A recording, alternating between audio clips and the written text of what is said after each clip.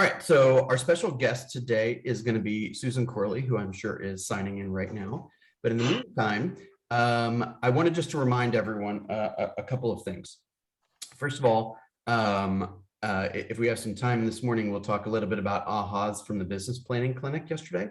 And I want to encourage everyone to attend part 2 of that today. That is live streamed through KW Connect, and it is also live streamed through the Pivot Shift Ahead Facebook group. So I want to encourage you to log into that. I was just told that there will be recordings. Obviously, it's being recorded, and that will be shared for free to anyone that wants it. So if for some reason you're not able to attend and you want to see it, just let me know, and we'll get that stuff. We'll get that recording to you. Actually, why don't we start with that for a minute? Who wants to share one of their ahas from the session yesterday? One of the You're up. Okay, I just lost you in video. Okay, so one of the things that resonated when I hear these little, when I hear quotes, not little quotes, they're big. When you're willing to do what others won't, you'll win or beat them. So that resonated with me because it's the truth. I mean, it's just like, if you're willing to put in the work, the WORK, and that's what you got to tune your station into every day. Yep. Success will happen. Maybe not overnight. And I don't mean to be loud, but I get passionate sometimes about these things because get loud. Hey, get as loud as you want, man. We're from New York. Get loud, in. If more people I'm my worst, like I told Candace, I'm my worst critic. And when I hear these little nuggets, it really just takes me to the next level. So that really resonated with me. And hey, just so you know, Anthony, you could go as high, you can get as motivated and as energetic and as passionate as you want around here. Because if more people got passionate around how to be successful, this world would look totally different. Yep. Yes, sir. So you have my permission to get as ecstatic as you want. Yeah, that was a big to do for me. A big, one of the big takeaways. There were so many. I mean, we can go on and on, but somebody else can. Well, give me one more. Give me one more. One more. When he covered like your action, action equals work, talent equals leverage, knowledge equals learning base. The things you got to work on are for skills purposes, and we're in the new world of technology, and people. So you've got to master what's put forth in front of you, which is the technology, which you have to really become really good at, and your people skills. That's and right. The people skills are mastering the conversations that are presented to us. I'm converting my mind from the script, everybody's saying script to conversations. That's right. And that starts with me, with the mindset. Right. And Gary says another quote that I really like it when he says, hey, Susan, we're going to get to you in 1 second, but before you get started, you're good. I'm going to ask you what your big takeaway from yesterday was too. So make sure you're preparing yourself. Okay. Okay. One thing I love it when Gary says is that the market is what the market is. Success is a choice, right? So you don't have a huge amount of control over what's going on in the market. It's not up to you what happens with interest rates or what happens with home prices or what happens politically or socially or any of that. All you get a chance to do is kind of study it and understand what's happening and try to understand what might happen next and how to position you and your business in a place where you can help people through those challenges, right? That's your job. And if you wake up every single day and it's your commitment to become a better business person and a smarter real estate agent, and you commit to speaking to people, then you will have more success than you know what to do with. And I think that is, there were so many, I think he probably was speaking to, he was presenting in a way where it was a little higher level than I was expecting it to be honest. And I think that the biggest takeaway was, look, you're a business person. And if you're a lousy business person, you're probably gonna have a lousy business. And if you want to have a great business, then you need to commit every day to learning about business. He's throwing out ratios and conversion ratios and cost of sale ratios and, tax implications and retirement accounts and all. guys, if you don't understand that stuff, you're going to leave money on the table. It's just that simple. Anthony, it looked like you were about to say something. Okay, anyone else want to share any thoughts from yesterday before we give Susan the floor? Yes, I do. This one is because numbers are not my thing, but I have learned to love them. And I think it was Leslie Peters or Skylar who said businesses go south when there is no commitment to a number. I think that just illustrates the importance of knowing our numbers. We need to know our conversion rates. We need to know our contacts. We need to know our goal numbers, and we need to be committed to them. All right. It was nice to meet with you all this morning. That's the end of the session. Right. I mean, it's literally that, like, we don't need to complicate it anymore. There's got to be a number that you're focused on, right? We all have numbers that we're focused on, right? We're trying to maybe be a certain weight, or we're certain, we look to see, what our blood pressure is, or, what our temperature is. I mean, there's always a number that we should have in our mind, that we should be focused on. Sometimes it's listings taken, sometimes it's, GCI, it could be just about anything. But if you're not accountable to a number, then your business is going to be completely happenstance. And I just don't think that your families will get what they want when your business is happenstance. All right, Lorinda, you're up. Okay, so quickly, I like the acronym LIVES. L is lifestyle, I is investing, D is in debit. And I hadn't seen depth, right? So I hadn't seen that before, and I thought that was really interesting. And then on a side note, his T-shirt was on our home. I liked it. It said, "Think like a CEO." Yep. So I like that. That's right. That's a podcast, by the way. I was just about to say that. Okay. So Gary Keller and Jay Papasan have a podcast that is called Think Like a CEO. Mhm. At the beginning of the podcast, he talks a little bit about his the kind of the creation and the journey, Gary's professional journey, and talks about the creation of Keller Williams and all these kind of things and the decisions they made along the way. And then it really talks about money. And I'm not going to get into this today, but the average person has very little financial education, and it's scary. And I'm going to tell you right now, you need to learn about money. You've got to learn about money. You've got to learn about risk. You've got to learn about investing. You've got to learn about the pros and cons. You need to get some good advice on that. Okay. I don't want to hear the excuse of, well, I'm not good at numbers, or no one ever taught it to me. I understand, but you better figure out a way to learn it. Okay. All right. I'll keep my soapbox short today. All right, Susan, tell us what you learned yesterday. I always learn so much. This is one of my favorite classes, actually, because it's just a really good reset to have you think about your numbers. And I'm not a numbers person either. I mean, which is funny because I was a stockbroker for 15 years, so I really should be. And I can calculate bond interest down to the hour. But like talking about, like, Bill would always quiz me on, like, what's your numbers? And I'd be like, talk to my hand kind of thing. Because We have a love and hate relationship. we do. It's like a sibling thing. Because it's not, for most people, it's not comfortable to talk about. Let's be honest. As a society, we don't talk about numbers. Anyhow, so I loved everything. I had to jump out a couple times, so I missed kind of a lot of the beginning, and we were having that technical issue too. But anytime Gary and Jay are up there talking, I think it's great. I love James Shaw. I always think he has great perspective to join in or give us. One of the things I like too is besides our the budget planning and kind of your year planning, there's another form, and I just sent it to you, Bill. I'm going to pull it up and share it. Hang on, let me give you. It's Life by Design. It's like I looked for it everywhere, and I finally emailed my coach, like, why can't I find this? He's like, because it's in Maps, and I sent it to you. And I was like, well, that's why you have permission now. Okay, thank you. Oh yeah. We talk about this quite a bit in here, but pretend like nobody knows what you're talking about. I'd love to hear your complete perspective. I just have to find it because obviously I have way too many windows open. Dear Lord, where is it? You want me to pull it up? Yeah, you want to pull it up?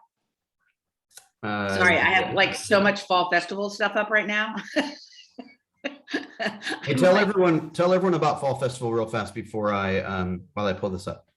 Fall Festival, y'all, if you haven't invited clients, that's okay. Come and enjoy it and see what it's like. My first year in the business, I'd been in the business, what, a month, because I started 6 years ago in September.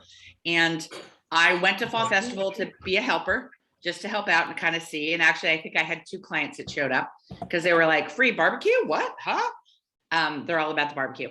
And it's such a great event for your clients. And what I love about it is my 2 clients that showed up thought everyone there was my person, kind of thing. So it kind of gives you a little street cred, I won't lie. It makes you really look pretty awesome.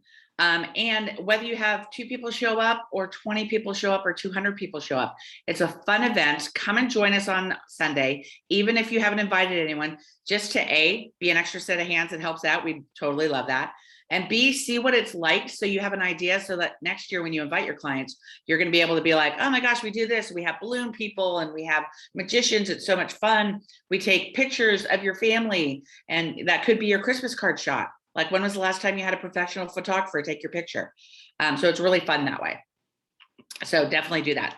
Okay, so Life by Design. This is one of my favorite worksheets. And you know how certain things resonate with you better than others? For this one, it made it what I always call Susan proof. And here's why I say that, because it had, and I'm going to look down at mine just because my screen seems really small today and my vision is lacking. But up in the top here, descriptions. It's a matter of like, what do you want to do? And for example, the last time I filled this out, which was probably in the spring, actually, things I had in there was remodel my kitchen, which I've done already, trip to Italy, pool refinish, remodel my bathrooms. And I had what their budget was, how much money I needed for that. And then you go down and you kind of fill in the basic stuff. What's it like for you to just exist? What's your house payment, your rent? How much you spend on groceries a month? You know, what are your utilities? Some of us don't realize what our utilities are. I was doing that for my taxes recently because I filed for an extension. And it happens to the best of us, Susan. Only my second year ever. And I tell you, I feel like the worst person in the world. It's so funny. It's totally fine. My dad brought me up as like taxes on the 15th, never an extension, like always, always, always. Anyhow, so now it's like a little liberating actually filing for an extension, which is not, I don't say that in a good way. Anyway, so like I figured out, like I had no idea my cable was about $2,500 a year. After all, like all my little subscriptions and all that stuff, I was like, hey, I'm paying that much on my cable. Needless to say, I've been looking at my cable bill and shaving that off. Pet care expenses, you know, it's kind of all those things that you don't think about. Because normally when we say, okay, let's figure out what your Life by Design is going to be. Let's figure out how many units you need to achieve to create your goal. Well, if you're not looking at what your nitty gritty life expenses are, your goal is really just something you're kind of pulling out of your tushy. Let's be honest. I mean, does anyone else feel that way? And there's no emotional tie to it. Right. So oftentimes you're not willing to put zero emotional tie to get there. And no correlation to your actual reality of your life. You know, and so for me, I love this worksheet because it's just that way. You know, I kind of fill in all that stuff. My market center cap, kind of put all that in, my royalty, team member splits if you're on a team. So it allows you to kind of put that up. And then your salaries, professional services. So what would you put in there? That could Probably be your a VA salary. That could be a contract to close. That could be correct. Professional services, your PC fee, like what your estimated is. If you have a coach, detail, not to correct you on that, but a PC fee would be a cost of sale because you only pay it when there's a sale. Very good point, but we don't have that on here on the sheet. We have it on my sheet. Yeah, I know you do. Again, I'm making this Susan proof. Anyway, but so like, for example, for me, I had never like taken into consideration, I do have a MAPS coach. So I'm paying $12,000 a year for coaching. I never really put that in my numbers before. To me, it was like a business expense sort of thing, but I hadn't put like, well, no, I want to be able to pay for that. So now the way I look at it is, to be honest with you, it's a mental thing for me. My first transaction of the year, I'm like, there we go. My coaching's paid for the year. And I kind of like check that off the box. And other things like that. When I have a bigger thing like, oh, look, my bathroom remodel, that's going into the savings account. Boom, that's off the box. So for me, it's kind of, I need to be able to check things off. Does anyone else feel that way in their life? I mean, do you want to be able to like, oh God, let me check that off. So anyway, I just wanted to share this today because kind of doing our budget planning, I know that certain forms resonate with me and certain forms don't. Like, for example, even the 411, I don't like just the 3-column one. I need the one that's got my personal stuff in there too. Yeah, absolutely. No rhyme or reason as to why that resonates with me better than the other. Well, it's No because idea. the purpose of business is to fund the perfect life. Right. Yeah, And but I think for some of us too, I mean, literally for me, I think it's just, I'm a visual person and I need to see it in front of me. So those of you who've walked by my office lately and you're like, whoa, you changed your office around. No, I just flipped my desk so I can actually see my board with my transactions and my potentials because I wasn't looking at it before. But you have a pipeline? What? Pipeline? Smarty pants. All I right. do have a pipeline. So let's go into that. All right, wait. I'm having, wait. Okay. Oh, go ahead and talk about pipeline. Then I want to give you an introduction. Oh, okay. Drum roll even. So pipeline, you know what? I have to be honest. If you look at my business, my pipeline is 97% friends and referral. You heard that, 97% friends and referral. Now I've been in the business for 6 years. I have a sales background. I've only lived in Georgia for 12 years now. So I was here for 6 years, fairly ensconced in my community by the time I started real estate. However, there's not a stranger that doesn't become a friend for me. And I think that's something, that's me. We all don't have that personality. I get that. But also something I didn't realize I wasn't really tapping into in those first couple of years is I was feeling salesy. How many people have that feeling when they call a friend and they're like, oh God, they know I'm calling them for real estate. It's a gross feeling. You feel like, okay, I had that conversation. I need to go take a shower now. It's just, you feel that way. And so what kind of was a mind shift for me a couple of years ago is I'm just a person who is helping my sphere. And I joke around, grab my phone, because I always tell people, it's like, I got a guy. Like, what do you need? Floors, painting, landscaping, water, mold, whatever. I got a guy for you. And people now know, even people that I've talked to who I know are working with other agents, I'll be like, well, that's fine. You need help with that? If your agent doesn't have that, I'm happy to share that with you. Boom, boom, boom. Here you go. Contact of the thing. Literally in my phone, I'm going to share this as a tip. Even if they're gals, I have whatever their business is, and then I have guy after it. So now all I have to type in is guy in my search and my contacts, and it has my whole list. So if I've kind of forgotten about somebody, maybe I have, I think of Jimmy all the time for my garage door repair, but I forgot that I have Steve too. So that's going to pop up and I kind of scroll through. But become that resource. When you come from contribution, it's amazing what will happen. I'm going to show you a Post-it, and you probably won't believe me. I'll show this to you. So this is a running Post-it. Whoops, I had on my vacation this summer. Okay. Those were and you didn't just like go to the beach for the weekend, did you? No, I was gone for 6 weeks. I went to California for the month, a week there, a week back. Not really, but close to that. I had 1, 2, 3, 4, 5. I had 12 clients call me to do business while I was there. 12 clients. I was on vacation. I was drinking wine. I was having fun with my family. I was having fun with friends. I was roasting my husband for his 60th birthday. 12 clients called me to do business. Literally, one of them called me as I was packing the night before I was leaving. And I said, that's great. What's your timeline? Because I don't want to say, oh, can't talk to you until I get back. And they said, oh, we're kind of thinking hopefully middle of September towards the end. I'm like, awesome, I'll be back by then, because they didn't know I was going. But I bring that up because all these are people that just didn't out of the blue decide I need a realtor, Susan's my person. These are all people who have gotten pies from me from my pie giveaway. They've gotten hot chocolate from me from my cocoa giveaway.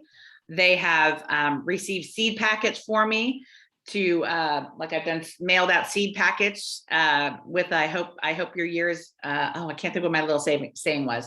Haven't had enough coffee yet.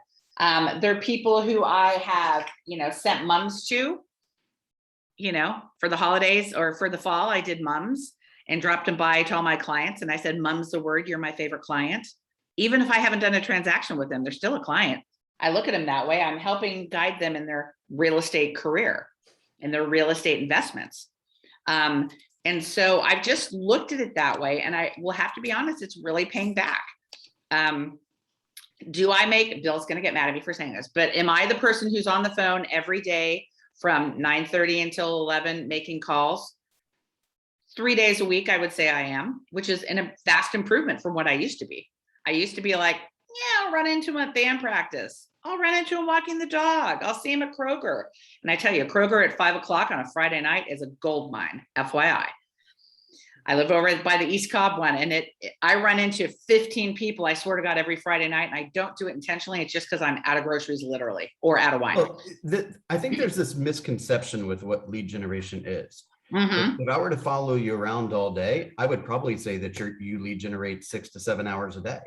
Exactly. And just because you're not like cold calling a list, or just because you don't have a headset on and a script booked in front of you, doesn't mean you're not generating leads. You cannot help yourself, right? So you are going to go talk to everybody you possibly can. And although you don't feel like you're lead generating, in all reality, you are. Okay, Yeah. let me, Can I share a real quick story of what happened to me last week? Please. With the listing lead. So I was dropping off, you know how we, those that are new, we partner with Foster Care Foundation. The office has, and we have for years. And we usually do a coat drive coming up in the cold season. Well, I always buy my coats in September at Costco because they're abundant in sizes and they're usually cheaper. So I buy 24 coats every year. So my husband was griping at me that these bags of coats were in our garage. He's like, when are these going to get out? I don't want them in my garage. And so I'm like, okay. So I threw them in the back of my car. I had a closing over at O'Kelly, and I'm like, I'll swing by on my way home. So I swung by. It wasn't a normal day that they take things in, but I knew that it was volunteer day. I think it was on Thursday probably. And so I knock on the door, I go in, and I'm like, hi. Nobody's really acknowledging me. I'm like, okay, great. So a volunteer comes around the corner, and she's like, can I help you? And I said, hi, yeah, I'm just here to drop off some coats. I know it's not your normal drop off time, but I want to make sure we got them early in case it gets cold early too. She's like, you're so sweet. Thank you. And I said, yeah, I'm with Keller Williams, and we usually do a coat drive every year, and I shop in September and so forth. And we were chatting. She's like, are you with the Roswell office? And I said, yeah. She goes, we love your support. And she's volunteered with them for quite some time, apparently. She goes, you guys are always so great. We always get so much support from you. And when we have our drives, it's great. And when we need something, you guys are always there. And I said, oh, it's our pleasure. Like how can you not help in this particular, especially for this foundation? And she says, I love that you have that attitude. She goes, by the way, and we talked for a couple of minutes because I'm a chatter. And she says, so I think I'm looking probably to sell my house soon too. Do you think we could talk? And I'm like, I would love to. So we're supposed to be meeting next week to talk about selling her house. All I was doing was having a conversation, peeps, literally just a conversation, and loving on a foundation that does really great stuff for the foster kids in our state. That wasn't hard. All right, I want to circle back to one thing. How do you handle the pipeline? What is the pipeline to you? Where is it? Who gets on it? How do you keep it organized? Okay, so I use Command exclusively because I used to be a person that had all sorts of different systems, and I would look at one sometimes and another one other times, but would I look at all of them consistently? No. So I was like, okay, Command came along. I embraced it from pretty much day one. I figured I'm going to be someone that people ask questions about Command, so I better know how to use it and utilize it and what's there. Do I know everything about it? No. But do I know people who can tell me? Absolutely. I have people on speed dial that I can say, hey, where's this form? Because I couldn't find it. Anyway, so I use Command exclusively. I use the texting and mail factor for Command. Not all the time. I mean, I have all my people, I can't say I have all my people set up with addresses because I've been doing a lot of Facebook leads lately, which, by the way, I've gotten a lot of response from. I'm also using Conversion Monster because I know that my Follow-up skills are lacking. I have great intention always, but I don't always sit in front of the phone every day to call Okay, people. we need to talk about that. I'm about to pull the trigger on Conversion Monster for my team too. So let's talk. Okay, we'll talk. Hey, Anyway, Susan, I have a really quick question. What Yeah. kind of ads are you running on Facebook? I am running ads on my listings. Basically, I have 3 listings right now.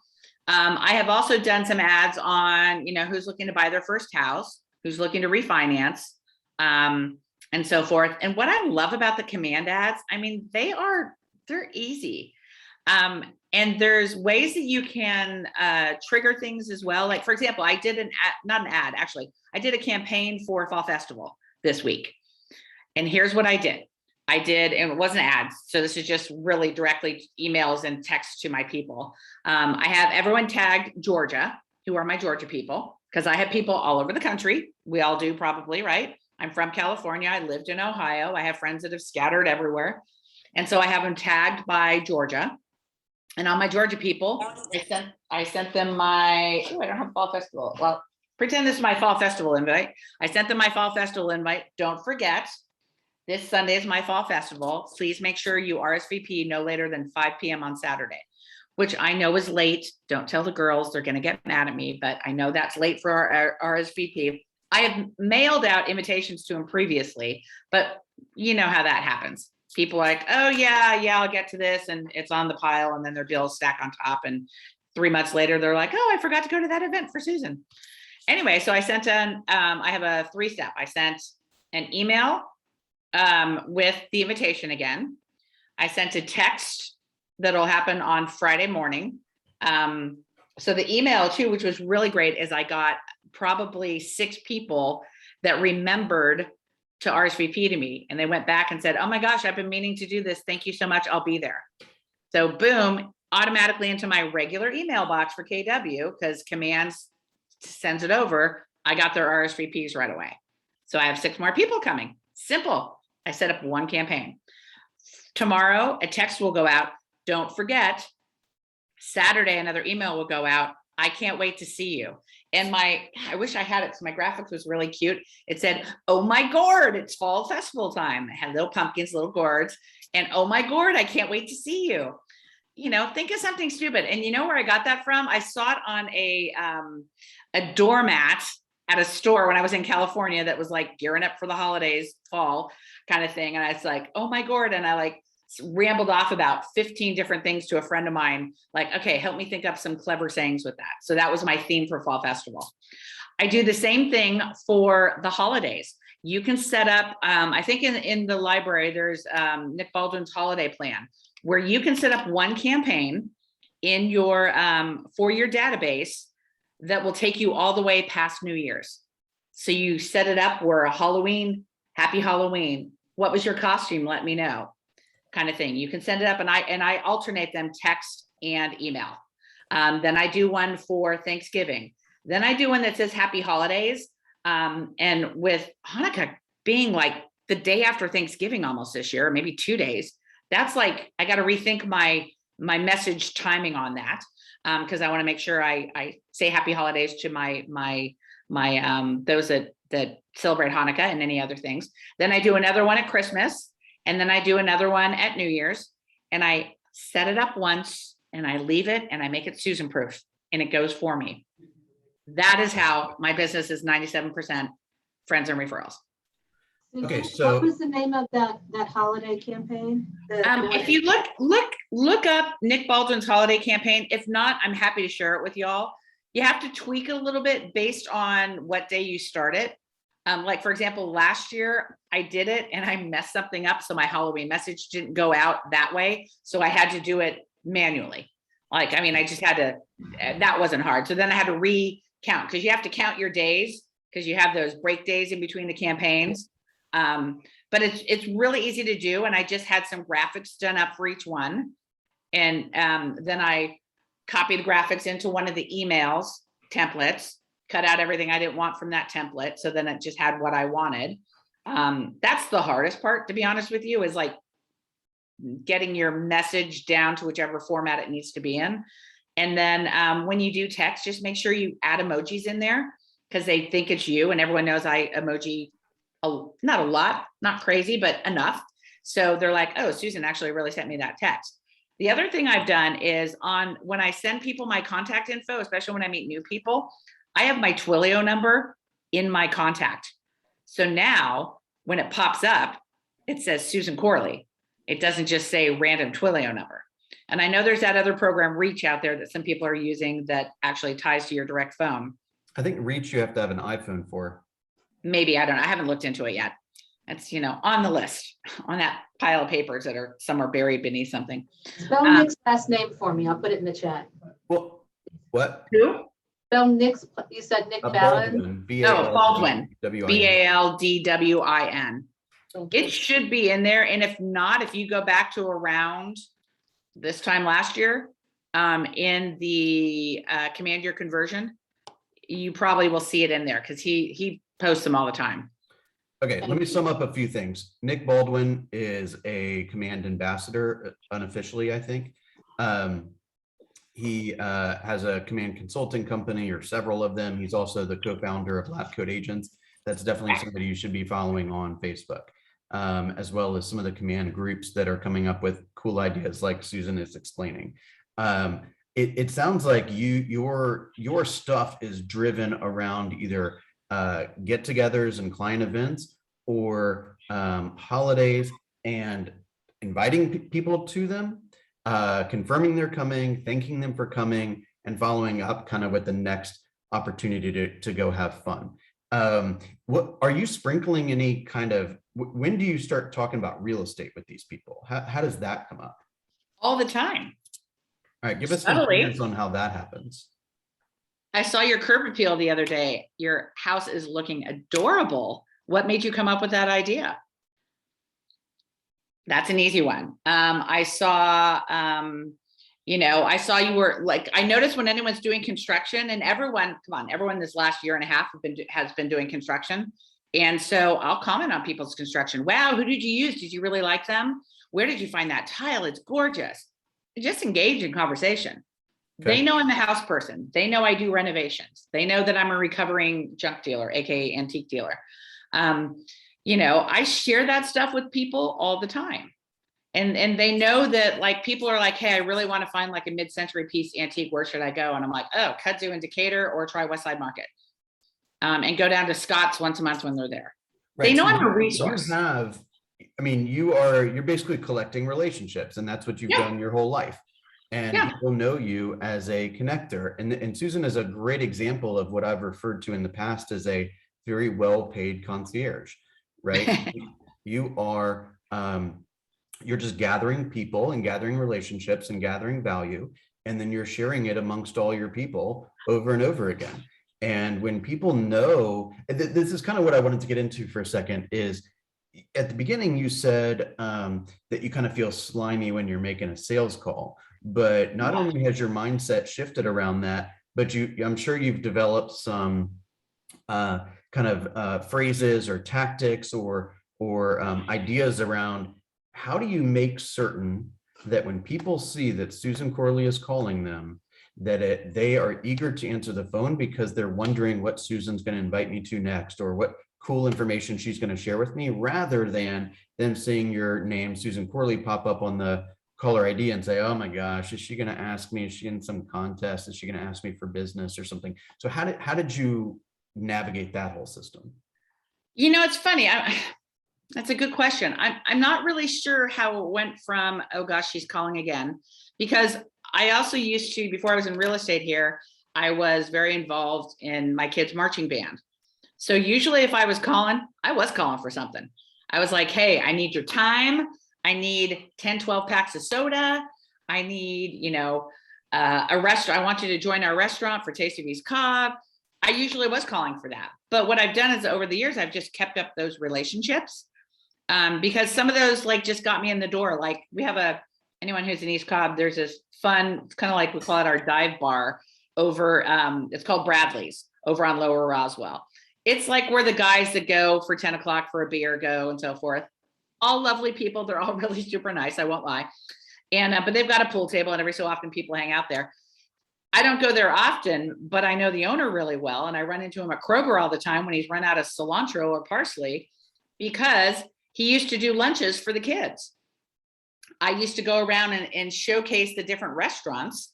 And we try to, the kids are like, oh God, Chick-fil-A again, kind of like we all are. It's like, I try to find something different. And so I'd go to the restaurants and be like, hey, I've got to feed 200 kids. What could you do for me? Like, and they weren't volunteering, we were paying for it, but I just kind of got to know people. It's kind of like going around and having that business to business conversation.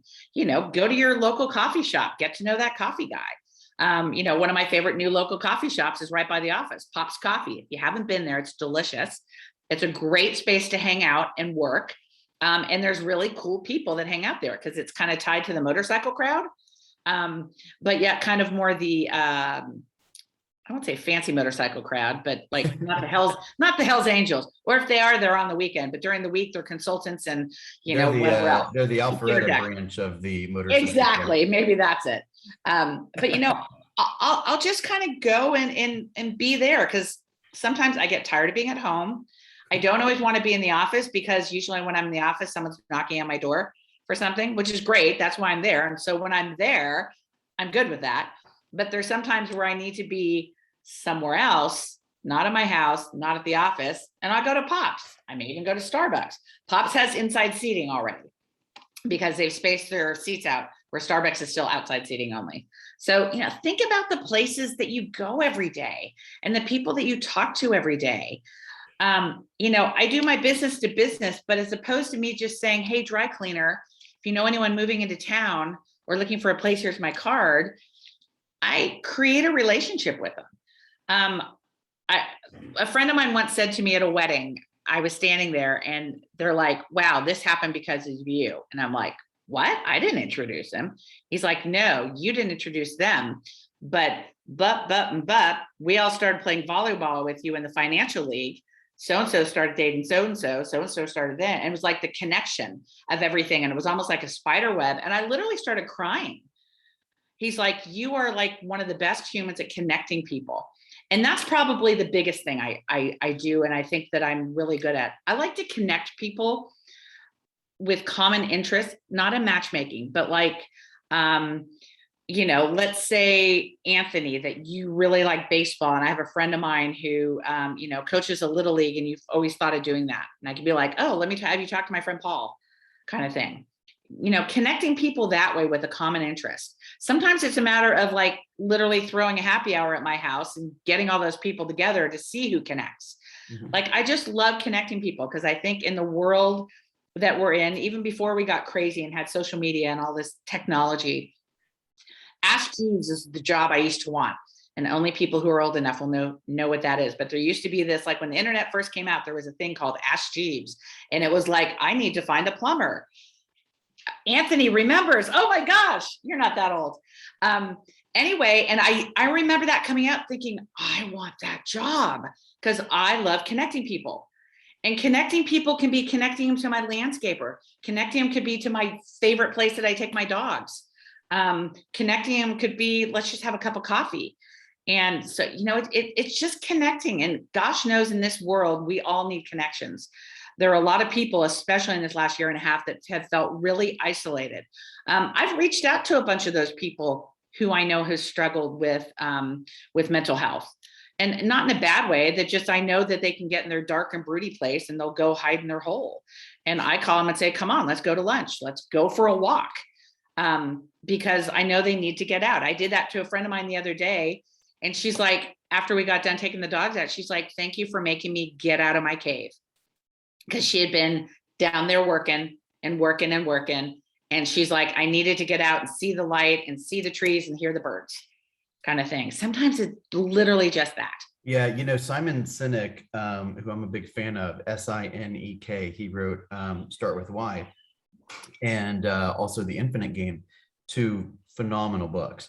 And he says that when they asked kind of millennials and what's the next group behind them, Gen Z, when they asked those people what they were seeking from work, right? They said, we are seeking community and culture, right? And we're seeking meaning or mission, right? We want to be involved in something that is kind of larger than us, and we want to be around people that feel the same way, right? So I guess the question is individually, how are you thinking about what the purpose of business is and how you communicate that with your database and your prospects? And are you creating a place like Susan has of culture and community where she's constantly introducing somebody to somebody else to help them? I mean, all of this is designed to give them more value and more opportunity. And very little of it, by the way, you're getting paid for, not at least not directly. Yeah. Right. And so a lot of times when people see that you are the band volunteer or see that you are the, fall festival coordinator or whatever, then they see that you're a giver, and people want to hang out with givers. Yeah. Right. Yeah. And sometimes to a fault, I won't lie.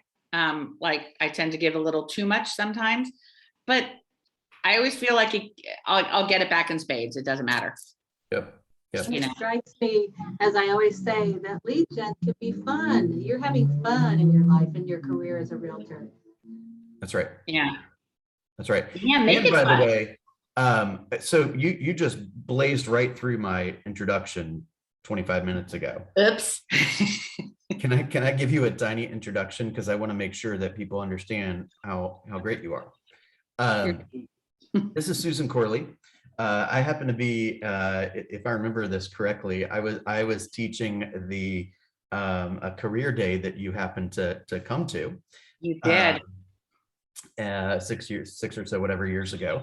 And we've been friendly, ever since. When I got an opportunity to become the team leader, I was asked, what are you going to do with your business? And I said, well, I'm thinking about Susan Corley. And Andy's like, well, I'm about to meet her to talk about assistant team leader. Would that be cool? And I'm like, okay. So, that was my kind of hand-picked partner. And, I want you to know that Susan is one of the biggest givers in the office, for sure, without a doubt. And you really focus I think you and I were a good complement, because you were the hugger and I was the, kind of the straight shooter. Not that I can't hug and not that you can't be a straight shooter. It's just that I think we had a nice partnership. Yes. So I just want to publicly thank you for everything that you've done for the Market Center and for me over time. We were chatting yesterday for a minute, and you were telling me that this is your best year ever. Is that right? Already. So, So this is a funny thing. Can I share my hate comment? Okay, so I texted my coach last week and said, I hate you.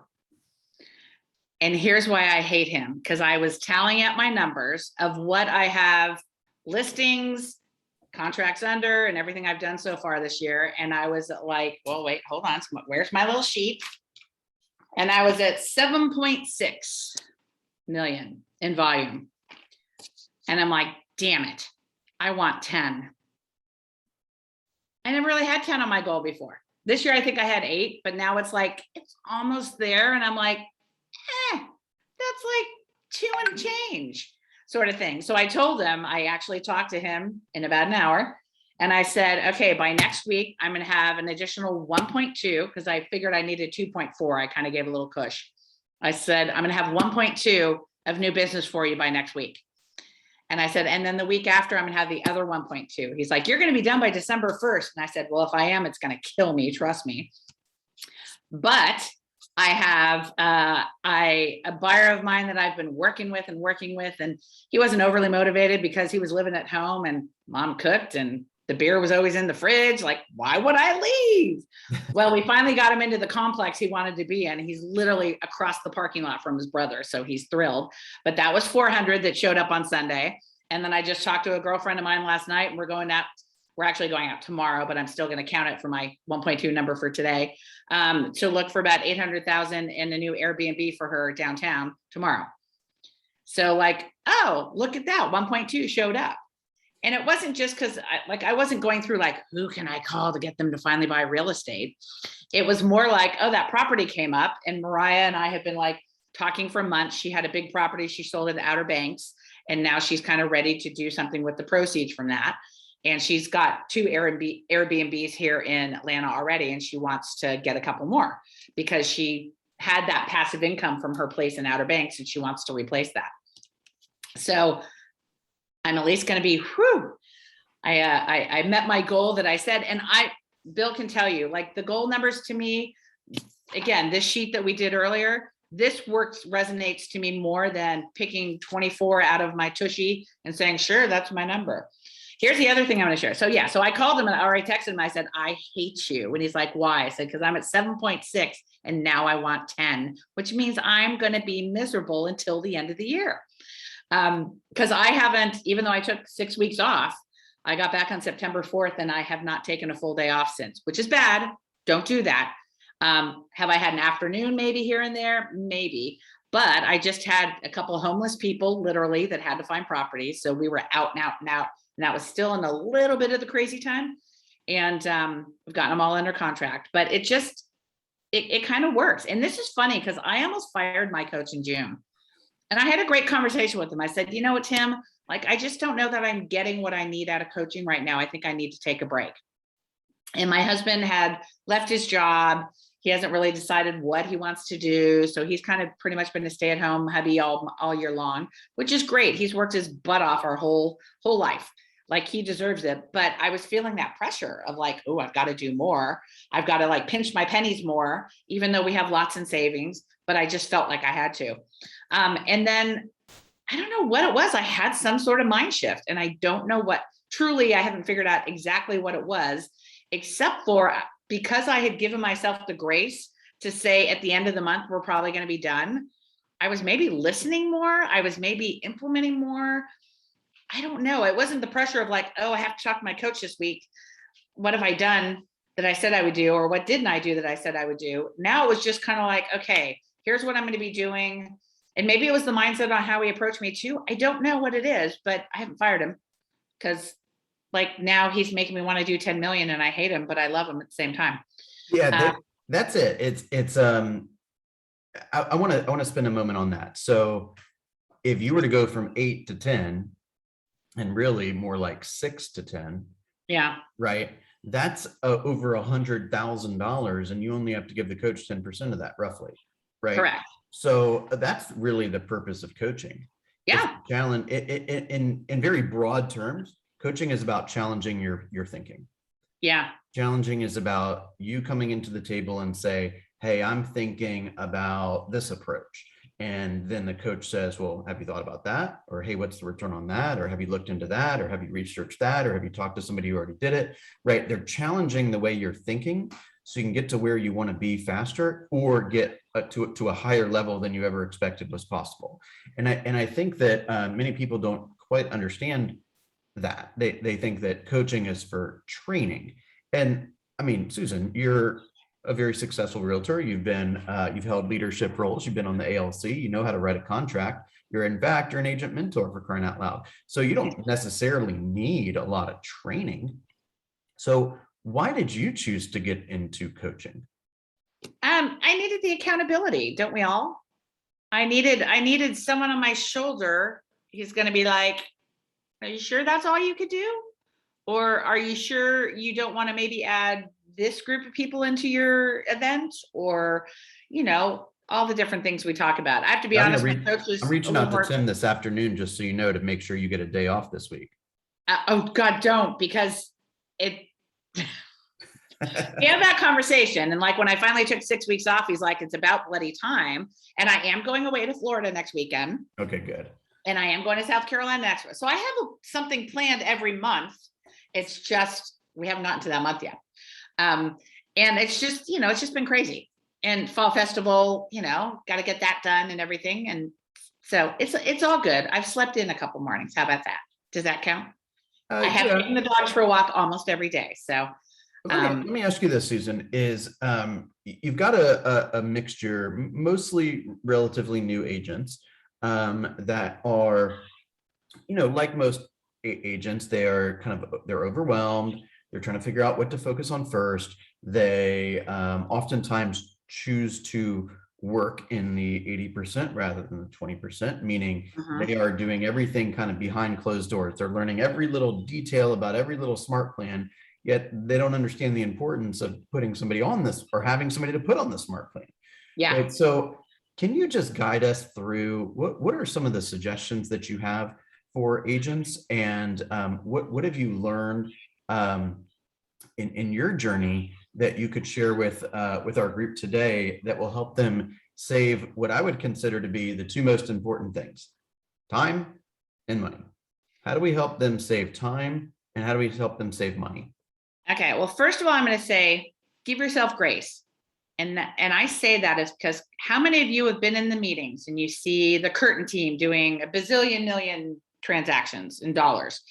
You see Sarah Sloan, you see Peggy Connors being super successful, and everyone's like, you should be doing that. You should be doing that. And I know when people used to say that to me, I'd be like, I don't think I want to do that. Like, I don't want to do that much volume. I want my family life. I want to be able to go to California for a month if I want to. And it was like, I always felt like I had a dirty secret that I didn't want to be that big. And maybe that's when I didn't fire Tim, is when he gave me grace to pick my own number. Don't do the number that someone else is telling you. You pick your number. So if your number is 8, if your number is 80, if your number is 43, great. But give yourself grace to do your business, and don't try to be living up to what others are telling you your business should be. And that doesn't mean that you shouldn't try to push yourself. That's just like, I think for my first 3 years, I said, 24 transactions, 24, because that's a number you keep hearing, right? I mean, that's, at least I always heard, that was the number I heard. And I was kind of like, okay, you know what? I think like my first year, if I can do like 10 transactions, I'll be really happy. If I can do, maybe 18 for my second year, I'll be great. Sort of thing, working up to 24, because I know 24 means I needed to have an assistant and kind of all those other things in place. And I tend to be, I won't say I'm a control freak, but I like to make sure I know how to do things before I hand something over to somebody else to do. Because if I can't explain it to my client, I'm in deep trouble, right? Like, so contract to close, I did my first 1 or 2, and I had a contract to close person kind of like look at it, but I wanted to make sure I was doing it right, because I needed to be able to explain it to my clients. And that's again, how I function, how I work. I don't know. Can I add one thing to what you said? Yeah. All right. Don't take this personally. I know. I won't. There is some limiting beliefs in what you just said too. Absolutely. Right. Which is, sometimes we think that big is bad, or big means that you don't have a life or anything like that. I'm here to tell you, I've created a couple things. That's not where I'm going. But a lot of the really big successful teams and team owners, they got a great life. And just because they have a big business and a lot of people depend on them and they have a lot of clients and a lot of closings, does not mean that you lose the control over your lifestyle and your time. So it's just a matter of more systems and more knowledge. Right. So if you want to go from helping 15 people to 60 people, you're going to need a lot more leads. You're going to need a lot more follow-up. You're going to need some more technology. You're probably going to need more leverage people to help you. Right. So it's not that when you have more stuff to do, it doesn't mean that you have less time. It just means you're going to have more responsibility, and you're probably going to have some people helping you. And then but the whole point is to create a quality of life for everyone that's involved in your organization. So if you want what the curtains have or what Sarah Sloan has or whatever, it doesn't mean that you can't, it doesn't mean you're going to be a bad mother as a result. It doesn't mean that you're going to be a bad wife as a result. It just means you need to think through exactly how it's going to all happen. Yeah. I think for what probably the point I was really trying to make is, like, from the get-go, out the gate, like 24 was a number I kept hearing. And that was overwhelming for me as a new agent, really overwhelming. And for me, I feel like I've built my business has a really strong foundation, and I built it up from that. And to me, at the time, that 24 number was just a number. It wasn't adding any quality in there per se. And clearly I didn't have any systems or methods or models set up. I was willy-nilly, here's a business card, handing it out sort of thing. Though it's funny now, one of the things I use now is I hand out my app all the time. Someone's like, if I see someone open houses, like, oh, you want to go see some other properties in the neighborhood that might be open? Here, let me give you my app. You'll be able to pull them up. Boom, boom, boom. What's your number? I do that all the time too. But yeah, it was overwhelming. But why I say give yourself grace is because some people will make you feel like you need to be one of those big teams. And if you don't want to be, that's totally okay. Your number is your number, is all I'm trying to say. And if you want to be one of those teams, then by all means, talk to those people because they are amazing. Sarah Sloan's one of my favorite people. We started in Ignite together. I love her, love her, love her dearly. You know, the Curtains are super talented. All those people are great. But know that it's okay to have a business that's whatever number you want the business to be. Don't fall prey to because what I was falling prey to is that I wasn't measuring up because I didn't hit 24. How many of you have ever felt that way? Like I didn't hit 24, so therefore I'm not a good enough agent. And so when I had that grace to have my own number and be comfortable with my own number, it's amazing how this little Post-it happened over the summer. There is a direct correlation, I won't lie. So that's why I brought it up. Okay, I'm not so saying that having a big team is icky or anything like that. If you want that, by all means, let me know how I can help you build it. I love that attitude. Okay, so now that people are not comparing themselves to everyone else in the office that might be, you know, ahead of them or more productive than them, what other advice do you have? You know, it's just one foot in front of the other. Don't get bogged down of like, I haven't, if you haven't met your numbers this week doing what you were doing, go try doing something else. Go sit at a coffee shop, have some real estate stuff out, have some maps out. I don't know. What works for you isn't going to work for me and vice versa. And that's the beauty of this business. You know, I know agents that like, you know, before COVID were hanging out at happy hours, finding clients. Think about who in your world is a great source. One of the things I'm focusing on, one of my goals for 2022, God, how did we get that far? I was 2022 almost. That's making me hyperventilate. But my kids are 26. Good thing you've had your best year ever. Right? I know. My kids are 26 and 24. They have friends that are buying houses. I'm focusing on first-time homebuyer seminars next year in the first quarter, especially. And like when I talk to their friends, when I see them, because a lot of them come to my house, they know I'm like that house that's okay to go hang out with parents kind of thing. They're all like, oh my gosh, let me know when you have it. I want to understand that. And I feel very strongly about making sure that people of all ages, but especially our youth and especially my kids' age, they understand the importance of getting into real estate early. Like, you know, not paying someone else's mortgage, paying their own, finding a roommate that's going to pay their mortgage kind of thing. I think it's important. I'll share a quick thing. I have clients right now that have to sell their house because they are not well financially versed. And they have, and they're my age, so I'm 50, God, what am I now? 57. Had to think about that. And they have basically blown a big portion of their retirement to pay for their kids' grad school. Like no one ever had that conversation with them. That like, no, if your kids want to go to grad school, maybe they should, you know, if you can do undergrad, great, but maybe you should let them, that's a choice they're making to go to school for another couple of years. And at private places and very expensive, like to the tune of a couple $100,000. You can never, right? You can never, never regain that money and that growth on that money ever. It's heartbreaking to me. I want to make sure that the kids I know that it's important to save, know that it's important to invest. 401ks, max them out as much as they can. That's the retired stockbroker in me talking.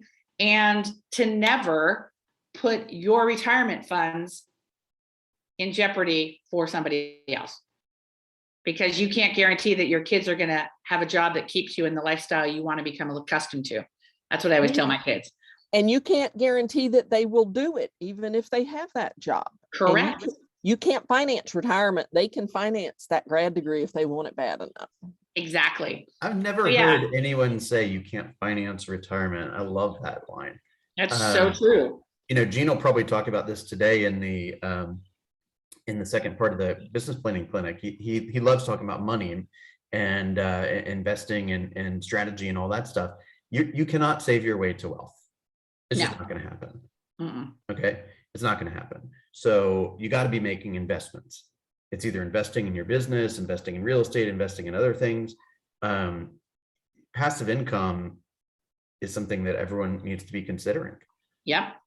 Right. Well, and you said you cannot save your way to wealth, but I mean, if you're talking about sticking it in a savings account at a bank, no, you can't. But most people who are saving money put it in some kind of investments, like I hear that. or IRAs or et cetera. Well, I could go on for a long time about my opinions on that stuff. But I don't think that Susan probably How could much say, Bitcoin do you have? yeah, well, let's table that for another time. Again, we started off the conversation by saying you got to learn about money.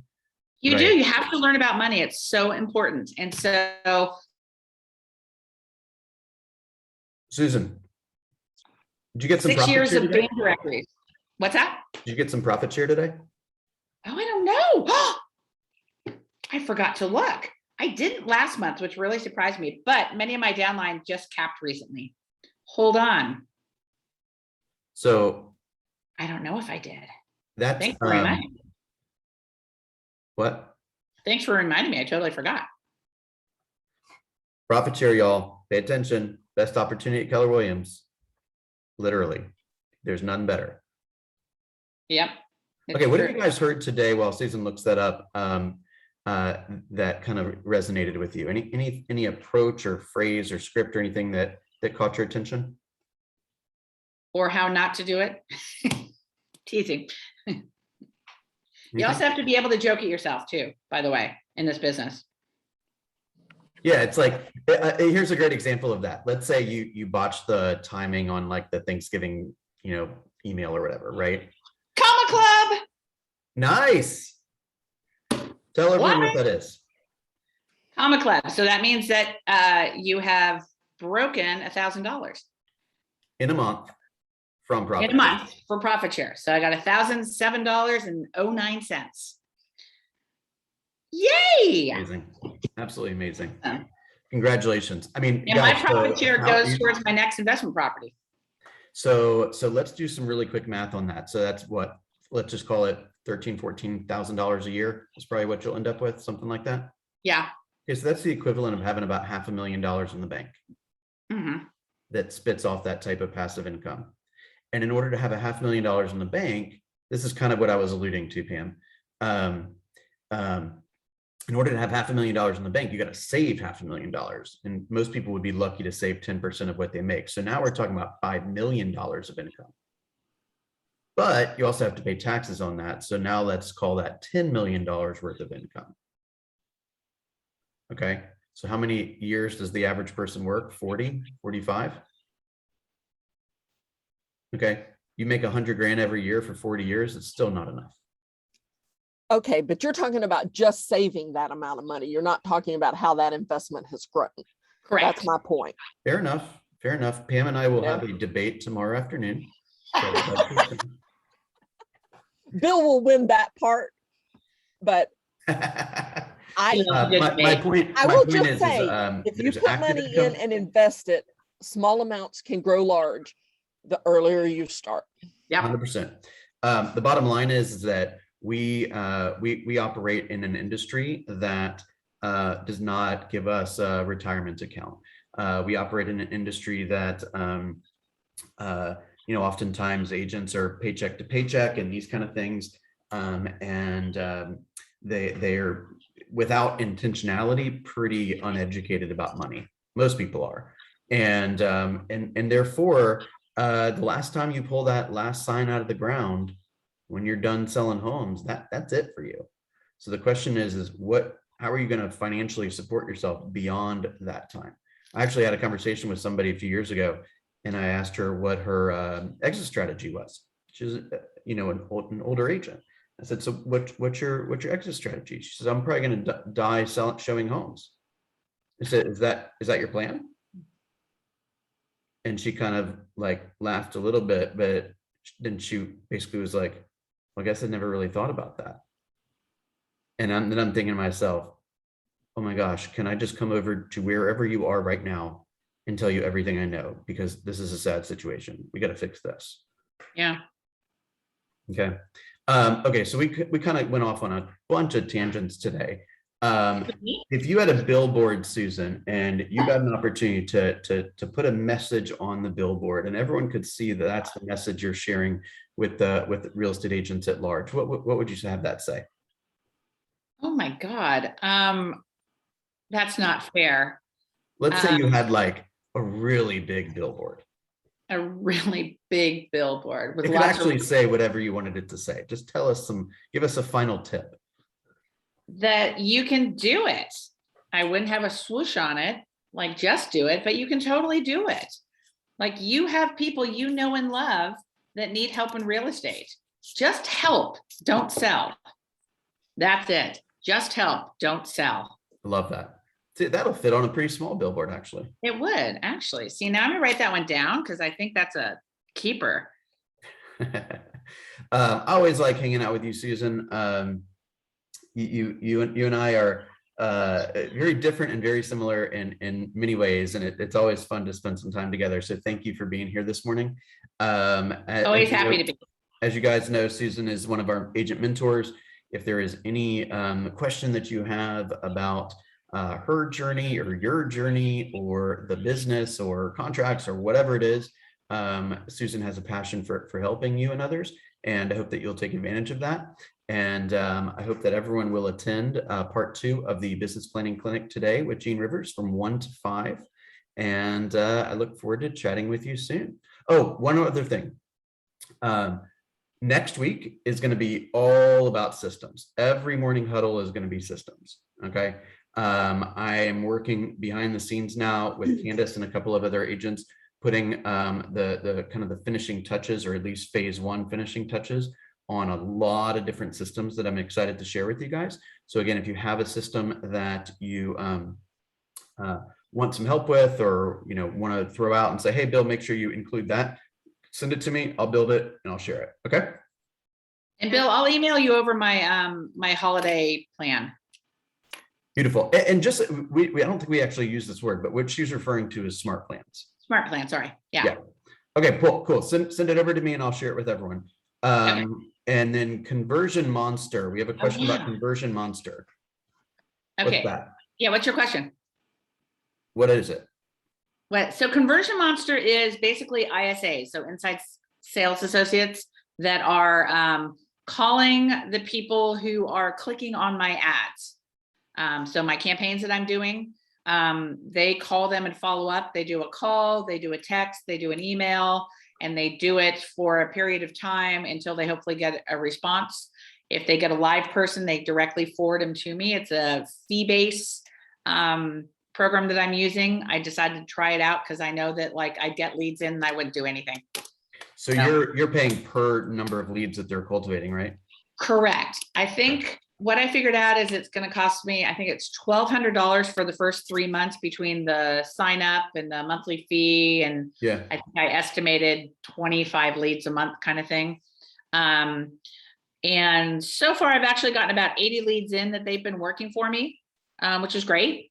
So I have one that will probably be a sale, though I'm actually going to refer it out because it's more like David Rogers area, Villa Rica, and I'm not going to try to find land out there. Yeah, because I don't know the area really well. But yeah, and I've got a bunch of rentals too, but that's okay. Renters become buyers at some point if you educate them. that's right. That's exactly right. Sometimes some of us kind of the level 1 thinking is I'm going to post some random things on Facebook at a random time and nothing's intentional about it being business related. And then if I were to say, well, how's business? They're like, oh, I'm posting a few things on Facebook here and there. and I think I'm working, with all due respect. But the question is how many listing calls are you getting because of your efforts? If you're not getting any Yeah. listing calls, whatever you're doing isn't working, at least from a business perspective. So Yeah. then you can say, well, how can I plus this thinking, right? Oh, well, I can put some ads out there. Okay. And then what happens? Now you're going to get clobbered with all the leads. Okay. Well, that's got its own drawbacks. So how do I plus that thinking? I wonder if there's a company out there that can do it for me.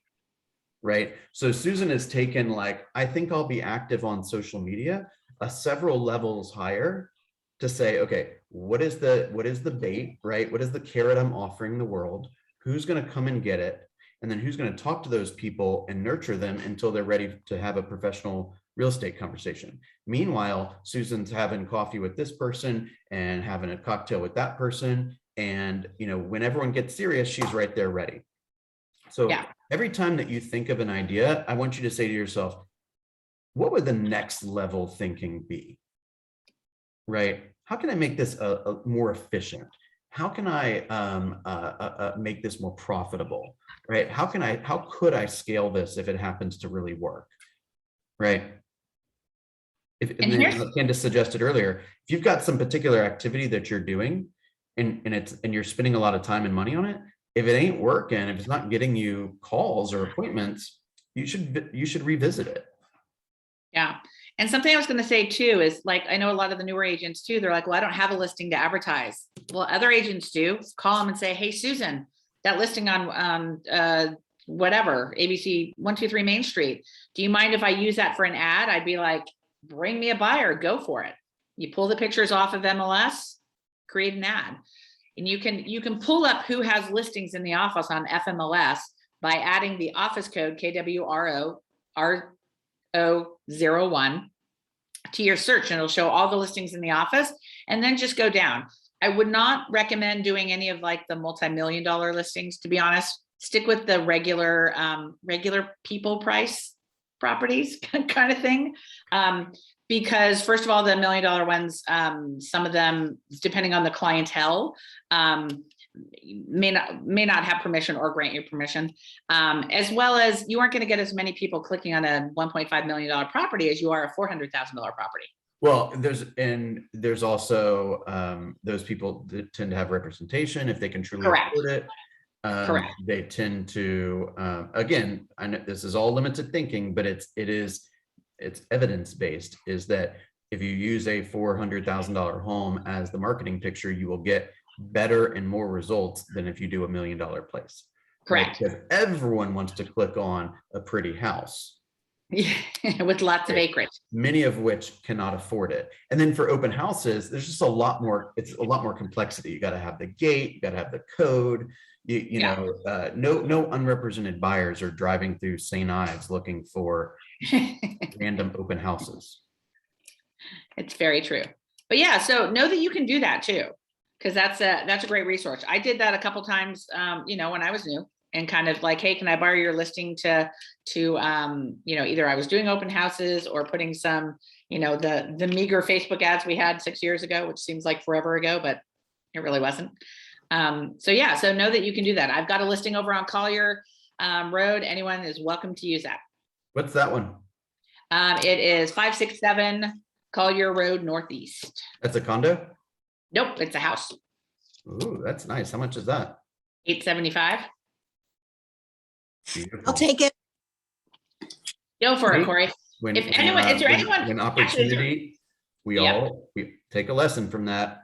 When opportunity comes at you, raise your hand. Yeah. Also, if anyone is not doing the fall festival and they want to do an open house there this weekend, you are welcome to that. I can't do both. All right. This has been wonderful, Susan. Thank you so much for your time. I always love hanging out with the PC peeps. What's that? I always love hanging out with the PC peeps. Thank you so much. You've been as I say to a number of people, but this is a relatively short list. This office would be nowhere close to what we have and do without your efforts over the years. So I just want to thank you for that. And Hey, yeah, Corey, did you have a question? Can I get? Sorry, I couldn't get it a word in edgewise because you asked does anyone have anything they want to share about Yeah, you what they put heard? me and Susan Share. in the conversation. It's gonna be pretty challenging. All right, the I floor know. is yours. You guys are. So I was like, I got to raise my hand. So I just wanted to share that what I appreciate about Susan is Susan, you have made it clear to, people have to, I don't know if you said this, but you really have to know yourself and your own gifts and talents, and you have to be able to leverage those. And so you are a connector, and that is one of your gifts. And so you see something over here, another thing over here that are similar, and you say, with people, oh, hey, you guys should talk, or you said you were looking for this. Here's something I think you might like. And I can relate to that. I have the connector gift as well. But people have to take an inventory of their gifts and what, not everybody's going to have that. So maybe somebody is analytical, or somebody is, can come up with information and just to share it, all kinds of things. So that's just one thing that's one thing among many that you shared today that I just wanted to point out. That's Well, I good. love that, because if you told me to go to if I had to go to a dive bar and strike up conversations with people in order to have a successful real estate business, I would have left a long time ago. You go to nice ones too. Thank you everyone for participating today. Enjoy your afternoon. Bye, everyone. See you.